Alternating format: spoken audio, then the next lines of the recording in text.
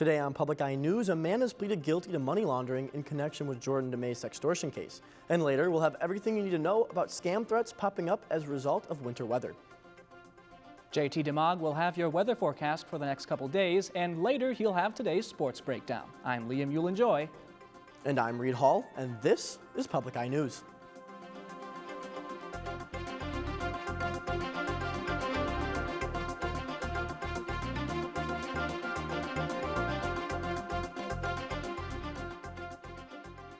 Dinsmore Robinson of Huntsville, Alabama, has pleaded guilty to conspiracy to commit money laundering. This comes in connection to a sextortion case that resulted in the death of 17-year-old Marquette student Jordan DeMay in 2022. The indictment alleges Robinson laundered the funds of DeMay and more than 100 other victims. Two Nigerian sextortionists who received these funds were charged back in April to 17.5 years in federal prison. These Nigerian sextortionists would get young boys to send them nude images before having the victims send money to money launderers like Robinson via online payment methods. From there, the launderers would keep 20% before sending the rest back to Nigeria in Bitcoin. Robinson's sentencing is set for April 24th in Grand Rapids.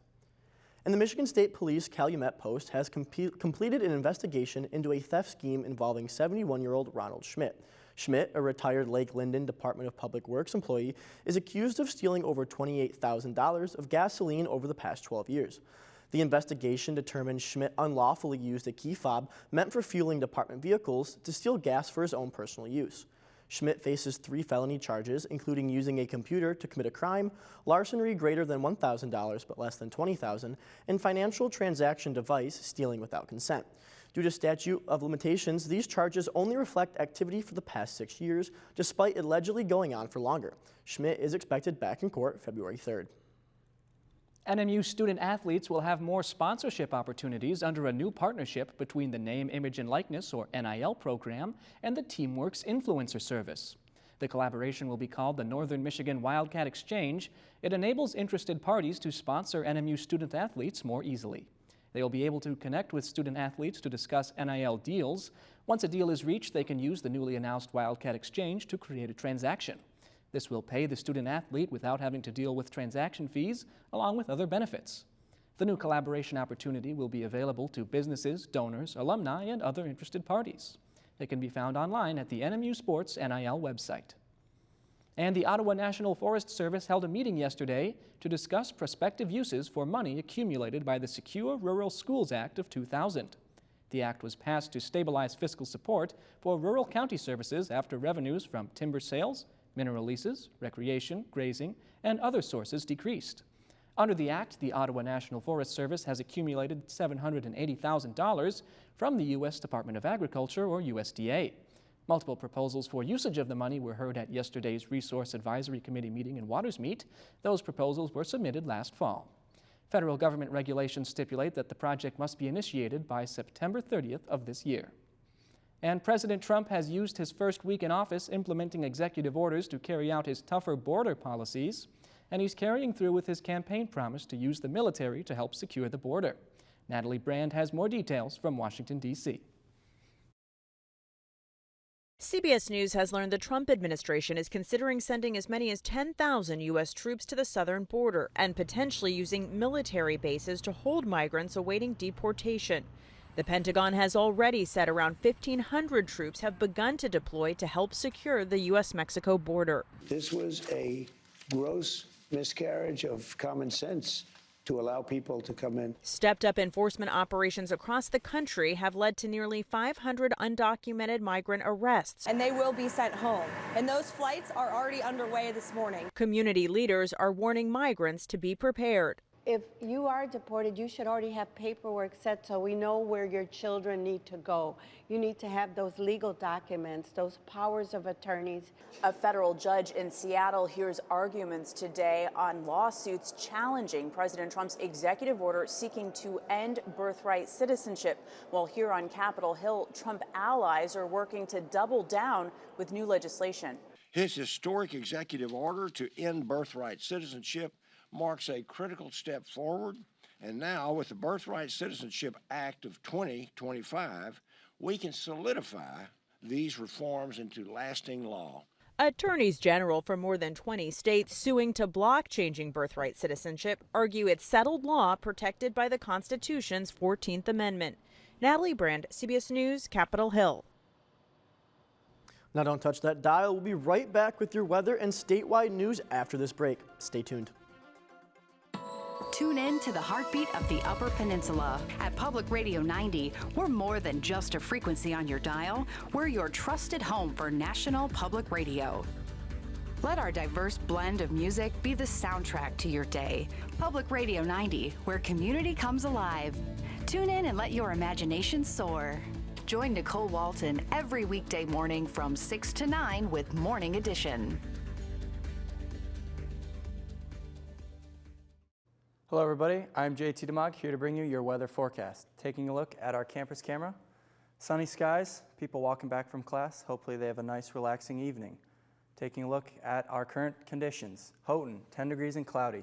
Ironwood, 6 degrees, partly sunny. Iron Mountain, 13 and partly sunny. Down in Menominee, it is 17 degrees and sunny. Taking a look over to the eastern side of the board. In Escanaba, 17, partly sunny. Cloudy conditions around the UP, the east side of the UP, with 20 degrees in Manistee and 15 degrees in Sault Ste. Marie, and in Marquette, 13 degrees. Currently, winds are out of the west-northwest at 14 miles an hour with barometric pressure of 30.22 inches and rising. Tonight, it will be cloudy with a low of 9 degrees, winds still out of the west at 10 miles an hour with a moon phase of a waning crescent.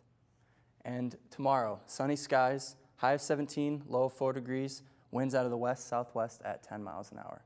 And looking ahead, Saturday, cloudy conditions, 17 degrees, low of 14. On Sunday, little bit of sun, 29 degrees, 11 degrees is the low. And on Monday, the snow comes back, 24 degrees and 23 degrees is the low. That's all I have. Back to the desk. Thank you, JT, for that weather update. Definitely a cold weekend ahead, so bundle up if you're going to go outside. Taking a look now into our statewide news. Governor Gretchen Whitmer has signed into law the creation of a school safety and mental health commission. This is part of a 19-bill bipartisan package meant to make schools, homes, and communities safer. For example, House Bill 5450 and 5451 aim to protect students in school and at home by requiring information on safe storage of firearms to be distributed to all parents of students. The new School Safety and Mental Health Commission seeks to ensure the diverse needs of students and educators are well represented. This commission will be part of the Department of State Police and will have a voice in recommendations of the role of school safety officers. Another main goal is reducing suicide rates amongst Michigan youth. The signing of the School Safety and Mental Health Commission is the first executive order of 2025. And with extreme cold overtaking all of Michigan, Attorney General Dana Nessel is reminding Michiganders of important tips to avoid potential scammers. Whether your pipes burst or your furnace breaks, Nessel urges residents to research contractors before hiring them, as fraudsters often look for emergency situations. Before hiring a professional, review warning signs like feeling pressured to act now or being required to pay in cash. A contractor without a license, references, or business signs on their vehicle are also indicators of a potential scammer. To protect yourself, make sure to check online reviews, talk to your insurance company, and ask for a contract before reading it over carefully. If you'd like to file a complaint with the Attorney General's office, visit michigan.gov/consumer protection to file an online complaint form. Another way scammers are trying to take advantage of the cold weather is through utility company scams. CBS News' Josh Shadorwitz has more. Dan Deming said he was suspicious when he received a call from someone claiming to be from his power company. A gentleman on the other end told me that my service was about to be shut off.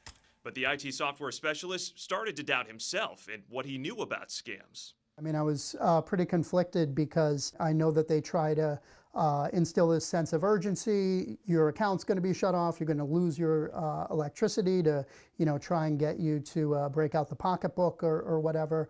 But on the other hand, the guy was very well spoken, very smooth talker, and he had all this information about me. Information including his address and his account number.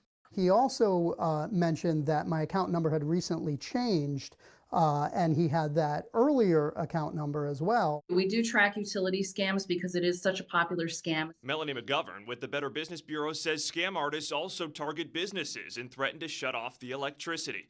And they often want an untraceable form of payment like Bitcoin or a prepaid card. And what we know is once that money is gone, it's gone. So if that is the method of payment they're asking for, that's a definite red flag that it is a scam. If you do get one of these calls, just hang up and call your utility company directly. That's what Deming did, and the power company confirmed he was not facing shutoff. That was kind of the one thing that had been drilled into me that luckily I stuck to that day. And experts also warn that scammers can even spoof your caller ID to make it look like that call is coming from your utility company. I'm Josh Sidorowicz, CBS News, Philadelphia. JT will be back with your Public Eye Sports Report after this short break. Stay tuned.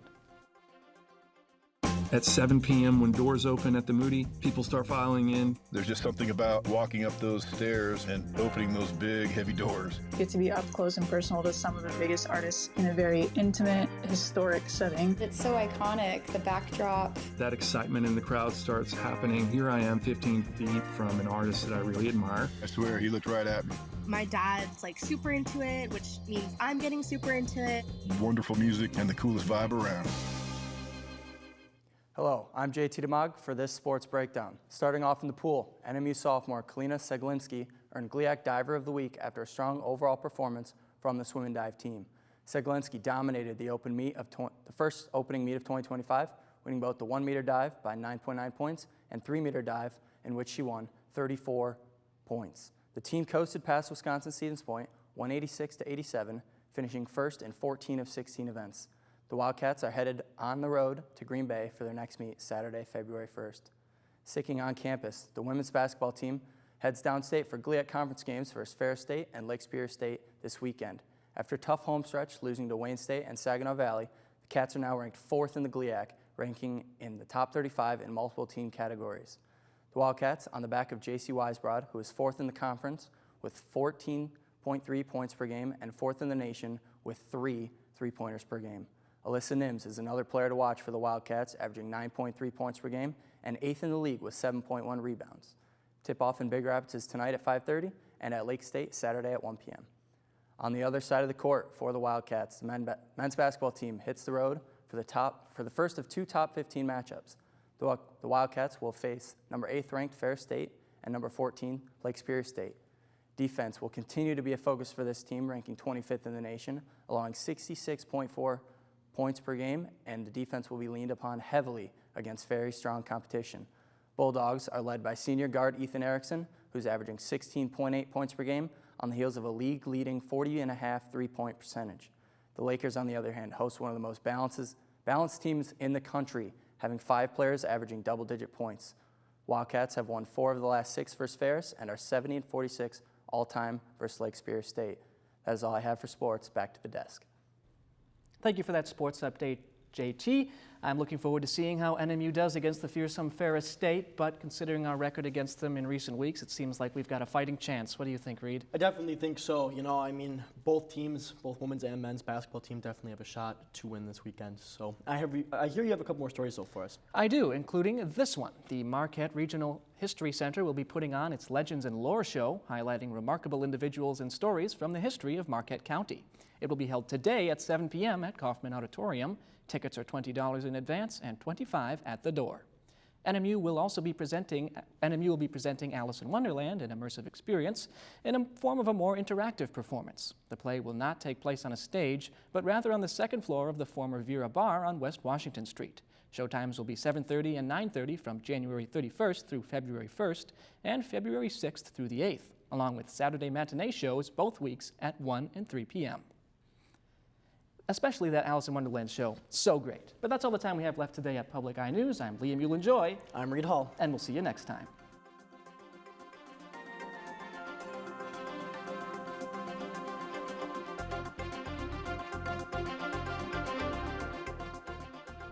The preceding program was produced by WNMU-TV, Northern Michigan University Public Television, in studios located in Elizabeth and Edgar Hardin Hall.